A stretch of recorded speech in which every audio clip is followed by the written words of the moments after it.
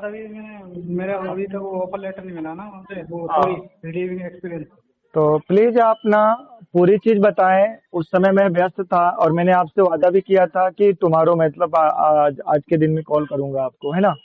तो जी आपके सर। आप क्या क्या प्रॉब्लम फेस कर रहे हैं, A to Z, start to end, पूरा आप बताएं, वन बाय वन, सर ताकि सबसे मैं आपके पहले मामले को समझ सकूं। जी बताइए।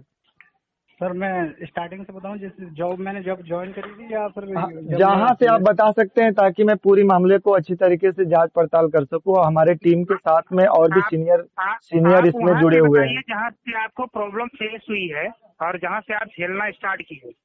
सर मैं कोसी में था। जब मैं दूसरी ब्रांच से आया था तो वहाँ पे सफायर शॉर्ट चली थी, वहाँ ईओडी हो रही थी स्पंदना में डेढ़ महीने के लिए। हेलो। हाँ, तो वहाँ पे पैसा मतलब ईओडी के चक्कर में चढ़ा या नहीं, ऊपर से अकाउंटिंग की वजह से क्या हुआ पता नहीं।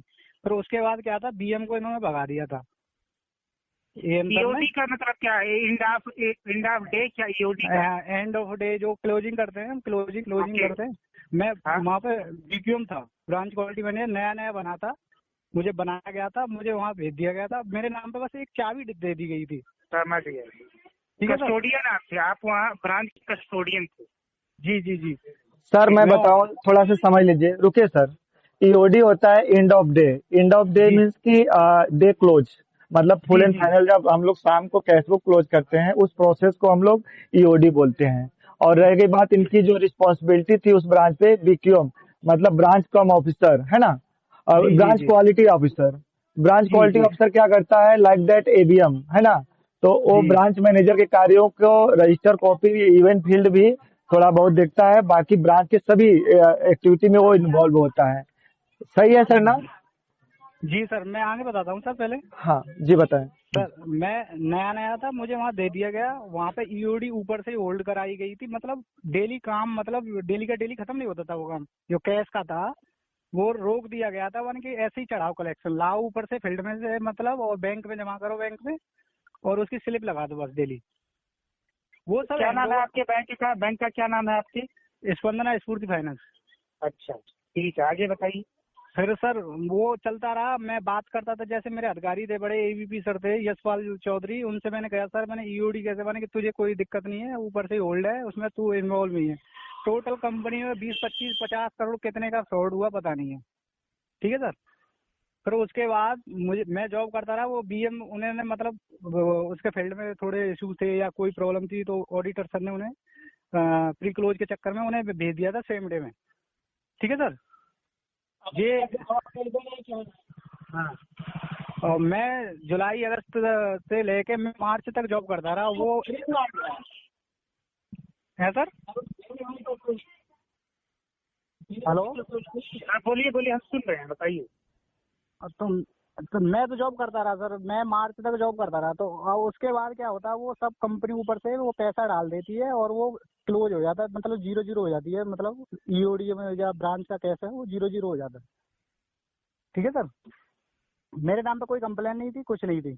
अब उसके बाद क्या होता है, मेरी थोड़ी बहसबाजी हो जाती है सर के साथ, एवीपी सर हमारे, हरिओम सर। हेलो, सुन रहे हैं? हेलो।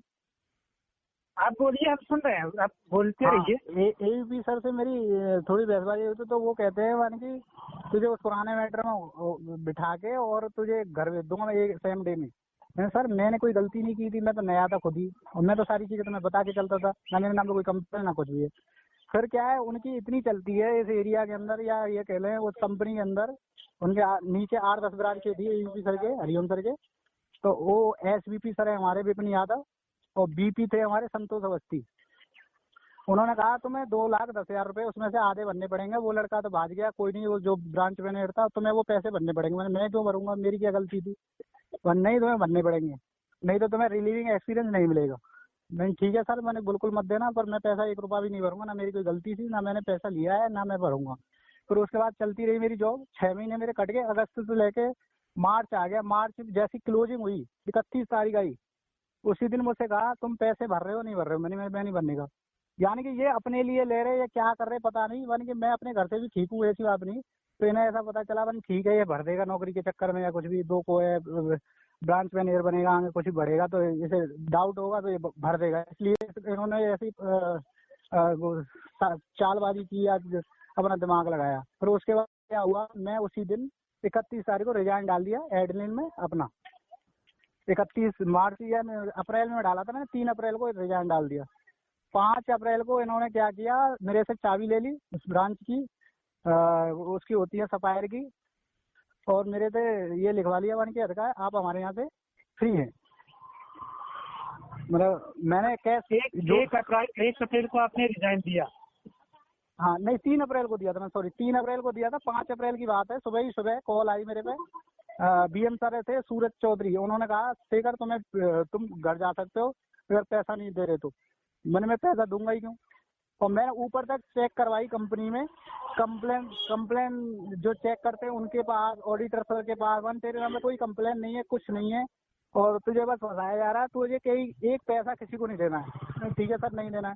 फिर उसके बाद मैंने बात करी, एसवीपी सर थे हमारे विपिन यादव, मैंने कि सर मुझे घर जाने के लिए बोल रहे हैं एवीपी सर। मैंने हाँ भाई, ऊपर से जितने भी उस टाइम पे 30-40 करोड़ जहाँ जहाँ दिक्कत हुई थी वहाँ सबको भगा दिया जा रहा है और उन्हें घर भेजा जा रहा है, या तो पैसे भरो। मैं पैसे क्यों भरूंगा सर, कंपनी के ऊपर से कोई दबाव नहीं है, कोई कुछ नहीं है, बस 3 लोग हैं, वही मेरे से कह रहे हैं, वो अपने लिए कह रहे हैं, किसके लिए कह रहे हैं, पर वो नहीं माने। HR सर पे कॉल करी थी, रिंकू सर पे, रिंकू सर ने फोन उठाया मेरा, रिंकू सर ने ये बोला हाँ मुझे पता है, मैंने उनसे कहा मुझे घर चले जाओ तुम, तो हाँ मुझे पता है। फिर उसके बाद मैंने उनके पास कॉल की, उन्होंने कभी फोन नहीं उठाया आज तक। उसके बाद उनके पास उनके बड़े हेड हैं श्रीराम सर, उनके पास कॉल करी, उन्होंने कभी फोन नहीं उठाया मेरा आज तक।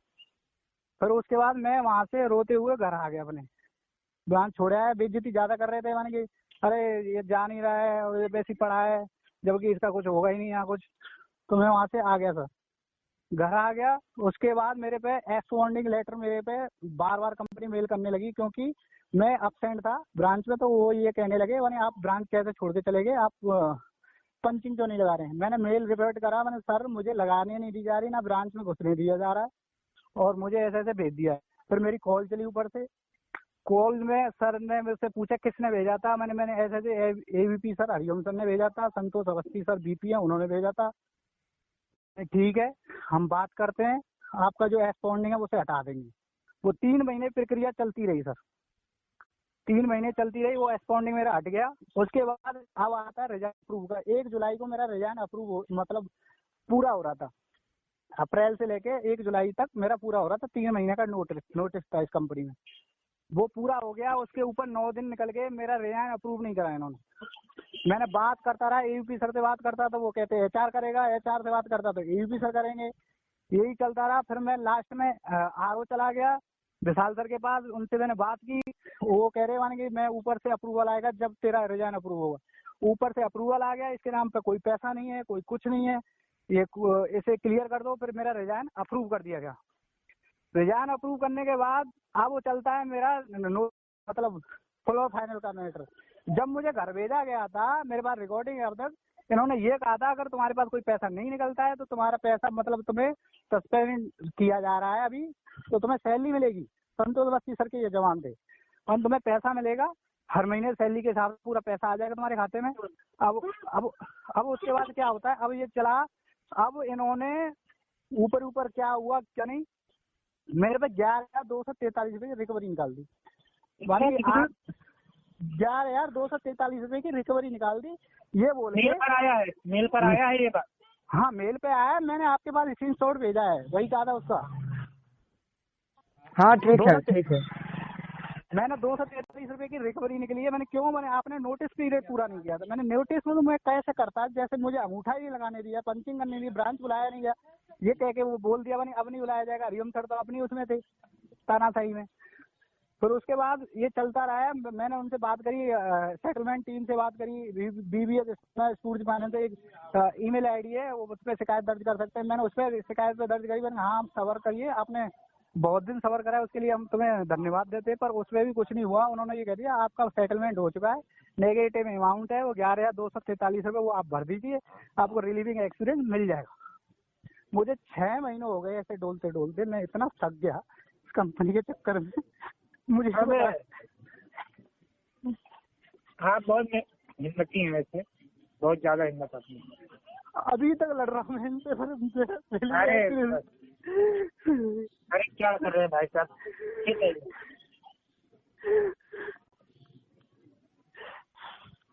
क्या कर रहे हो यार भाई साहब, चुप हो जाइए। आप चंद्रशेखर जी अकेले बहुत लड़ाई लड़े हैं, बहुत। बहुत लड़े सर, इतना कोई लड़ता ही नहीं। कोई चाहता तो जब टर्मिनेट हो जाता घर बैठता, पर मैं अब तक लड़ रहा हूँ इनसे।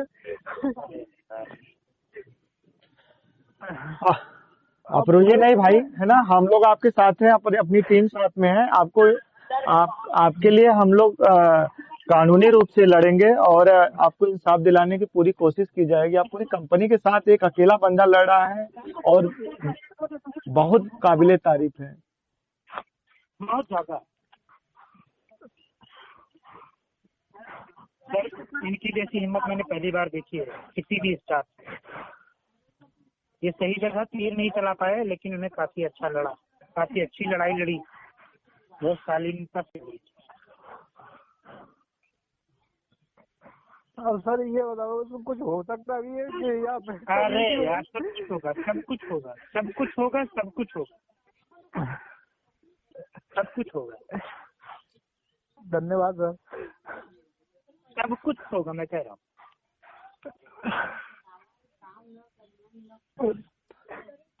परेशान मत होइए आप जैसे लाखों युवा ना भाई इस दर्द को झेल रहे हैं।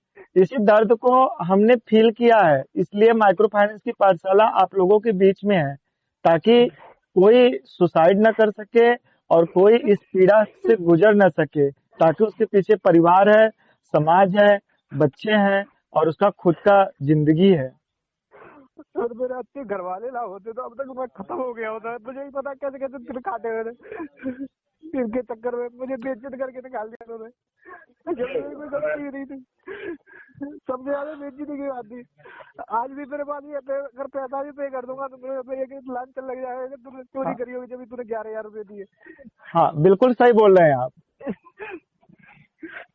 और लड़के अज्ञानता में पैसा भर देते हैं कि हमारा फुल एंड फाइनल तो हो जाएगा, लेकिन वे और मजबूत हो जाते हैं कि जब तुम चोर थे तभी तो भरे हो, जबकि आपने एक पैसे की हेरा फेरी नहीं किया है। आपके पीछे बहुत कोशिश की है खोज ऊपर जी। से नीचे के इंक्वायरी पे डाली, पर 1 रुपए का भी मेरे नाम पे फ्रॉड नहीं निकला। बस यही था कि मैं अपने सही तरीके से चलता था, किसी गलत मतलब मेंबर का पैसे वैसे नहीं चढ़ रहा था, वो चीज मुझे खा गई। बस उनके हिसाब से चलता अधिकारियों के, तो आज मैं भी बीएम बन गया होता ब्रांच में। एकदम सही बोल रहे हैं। ईमानदार और मेहनती लोगों के लिए अब माइक्रो फाइनेंस इंडस्ट्री रही नहीं गई है। नहीं है, अब नहीं है। बिल्कुल सर, धन्यवाद सर। अजय सर प्लीज इनका मैटर को देखें और इनको गाइड करें और सर इनको इनका तत्काल इंसाफ नंबर मिलना मेरे चाहिए। व्हाट्सएप पर रेफर कर दीजिए, और जी जो भी इनके द्वारा भेजे गए एविडेंस है वो भेज दीजिए। जी जी भेज दे रहा हूँ मैं आपको। इन्हें प्राइमरी लेबर पर सबसे लेते हैं, कल सबसे जो भी है हमारा प्राइमरी उस श्रेणी में रहेंगे। फर्स्ट नंबर से पहले इनका प्रॉब्लम रिजोल्व करने की कोशिश की जाएगी। मैंने नंबर व्हाट्सएप कर दिया है सर, और उनके पूरे एविडेंस भी मैंने आपको व्हाट्सएप कर दिया है, और इनको इंसाफ मिलना चाहिए। एक पैसे का गड़बड़ी नहीं किया और बेइज्जती के साथ और उनको टर्मिनेशन कर दिया गया है, जो कि काफी गलत काम किया गया है। कंपनी के गलत तरीकों में हम लोग क्यों पीछे जाएंगे? आप अपना एनपीए का कंट्रोल करने के लिए दूसरे की नौकरी से क्यों खेल रहे हैं? और ये जो अभी जो एक केस और था वो भी स्पंदना का ही है, और उसके बारे में हम लोग नेक्स्ट टाइम में उस पर्सन के साथ बातचीत करेंगे। फिलहाल हम लोग इनकी चंद्रशेखर जी के बारे में देखते हैं, है ना? जी बिल्कुल ठीक है सर, आपने कॉल किया और हम लोगों के साथ अपने अनुभव को शेयर किया और अपनी प्रॉब्लम को साझा किया, इसके लिए आपका तहे दिल से शुक्रिया।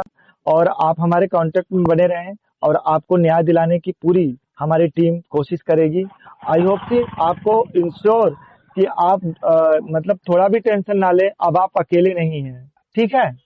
सर पर उसमें इन्होंने लिख के भेजा है कि 15 दिन के अंदर वो पैसे भरने पड़ेंगे, नहीं लीगल क्या एक्शन लेगी कंपनी, क्या होगा वो उसमें मुझे तो जानकारी नहीं, मैं नया हूँ वैसे इन चीजों में। तो परेशान मत हो भाई, लीगलिटी सिर्फ उनके लिए ही नहीं है, आपके लिए भी कुछ लीगल पहलू हैं, ठीक है। बस सर टर्मिनेट ना कर दो। सारी लाइबिलिटी आपकी नहीं बनती है, लाइबिलिटी तो कंपनी की भी बनती है। हाँ मेरे जैसे सर बहुत हैं लड़के जो गए वहां से, वो तो बेचारे फेस ही नहीं, चले गए सीधे बस। लड़ नहीं पाते ना अज्ञानता के कारण। अब हाई स्कूल इंटर पास लड़के हैं, उनको पता ही नहीं कि अपने फंडामेंटल राइट क्या है। और ये लोग यहाँ पे मेच्योर है, पढ़े लिखे हैं, एमबीए किए हुए हैं और सीए है और अकाउंटेंट है, तमाम पढ़े लिखे बड़े बड़े लोग बैठे हुए हैं और प्रोफेशनल हैं। तो ये लोग खेलते हैं लोगों के इमोशनल से। जी सर, धन्यवाद सर। ठीक है, फिर कॉल रखते हैं, है ना। फिर बाद में हम लोग आपसे कांटेक्ट करते हैं, मेरा नंबर सेव कर लीजिएगा। मैं सुबह इनसे कांटेक्ट करूंगा, अभी थोड़ा 10-15 मिनट बाद इनसे बात करूंगा, फिर मैं सुबह इनसे कांटेक्ट करता हूँ। जी जी। और एक सही दिशा में कदम रखते हैं। हाँ सर, फिलहाल डिस्कनेक्ट किया जाए। नमस्ते। ठीक है, वैसे वो आपकी कॉल पूरी रिकॉर्डिंग में है और ताकि ये साक्ष्य और एविडेंस मतलब रखा जा सके कि आखिरकार स्पंदना में चल क्या रहा है ना। ठीक है सर, ठीक है, ठीक, बिल्कुल। ठीक, ओके, नमस्ते। नमस्ते भैया।